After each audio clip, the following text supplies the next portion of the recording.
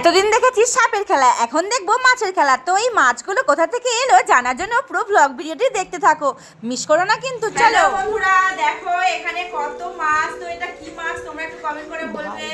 তো আমাদের একটা ভাই ভালোবেসে এগুলো উপহার হিসেবে পাঠিয়েছে, তো বলবো অনেক অনেক ধন্যবাদ পাঠানোর জন্য। তো আমি ধরার জন্য চেষ্টা করছি কিন্তু ধরতেই পারছি না, কারণ আমি কোনোদিন এই মাছ ধরিনি সাহস করে। ও মাই গড, দেখো বন্ধুরা কি বড় বড় মাছ দেখো। আর হচ্ছে যে মাছগুলো তো আজ খাবো না, কাল খাবো। এতদিন জানতাম এই মাছ চড়ে ডাঙায়, কিন্তু এখন জানছি এই মাছ চড়ে আমাদের দুয়ারে। শুনেছি নতুন বউকে নাকি কই মাছ ধরতে দেওয়া হয়, তো আমার তো সেটা হয়ে ওঠে না। আজকে আমার সেই শখটা পূর্ণ হলো।